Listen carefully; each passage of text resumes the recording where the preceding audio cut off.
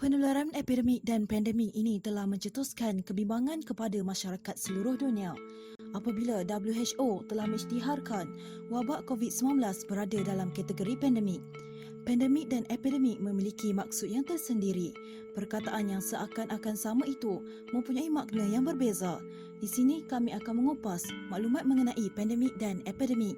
Ikuti temu bual kami bersama Dr. Nurmasita Muhammad Nazri, Pegawai Perubatan Pusat Kesihatan Universiti Malaya.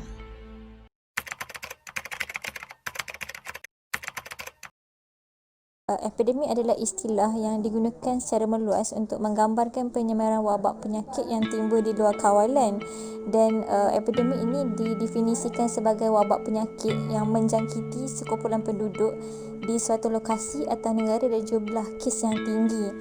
Sebagai contoh, wabak epidemik yang pernah berlaku di negara kita ialah serangan virus Nipah yang menyerang komuniti di daerah Kinta pada tahun 1998, dan juga wabak yang berlaku pada masa kini iaitu COVID-19.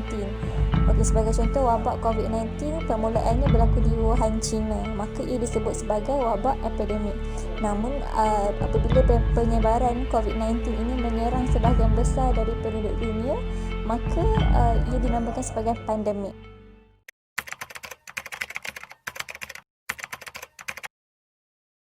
Simptom atau gejala yang dialami oleh mereka yang dijangkiti oleh wabak epidemik ataupun pandemik adalah bergantung kepada jenis penyakit itu sendiri, kerana setiap penyebaran wabak yang berlaku mempunyai gejala yang hampir sama. Sebagai contoh, wabak influenza, antara gejala yang berlaku adalah demam panas, letih lesu, bersin, sakit tekak, dan severiti ataupun keterukan gejala yang berlaku berbeza dengan selesema walaupun terdapat persamaan gejala di antara kedua penyakit ini.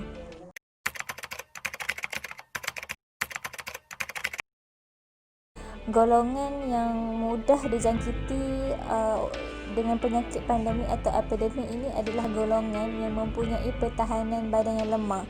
Sebagai contoh, golongan kanak-kanak, warga emas, dan mereka yang ada penyakit kronik macam penyakit darah tinggi, kencing manis, dan juga mereka yang mengalami penyakit berkaitan paru-paru seperti asma, ataupun mereka yang menghisap rokok.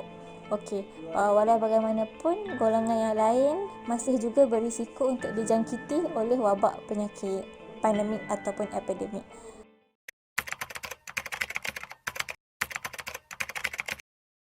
Antara langkah yang diambil oleh pihak perubatan untuk mengatasi wabak penyakit berlaku adalah dengan memberi maklumat kepada masyarakat umum berkenaan dengan wabak penyakit itu sendiri, gejala yang berkaitan, dan juga langkah-langkah pencegahan serta kawalan yang perlu diambil bagi mengelakkan penularan wabak penyakit menjadi lebih serius.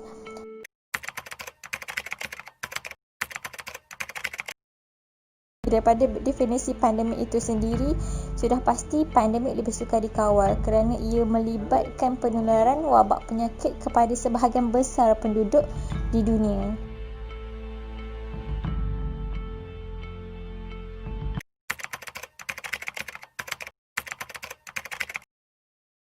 Di dalam situasi pandemik dan epidemik, terdapat pelbagai cabaran yang dihadapi oleh pihak perubatan untuk mengawal dan mencegah penyebaran wabak penyakit.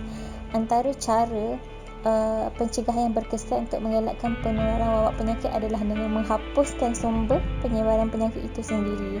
Maka cabaran yang dihadapi oleh pihak perubatan adalah dalam mengenal pastilah punca penyebaran wabak itu.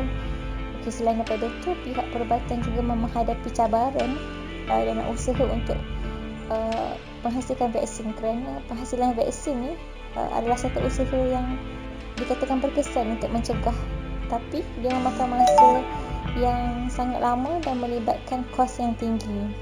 Dari segi memberikan rawatan kepada pesakit, pihak perubatan juga menghadapi cabaran dari segi kemudahan alat perubatan yang terhad di fasiliti kesihatan, dan juga cabaran yang mana bilangan anggota kesihatan yang terlibat tidak mencukupi untuk menampung bilangan penduduk yang dijangkiti oleh wabak penyakit tersebut.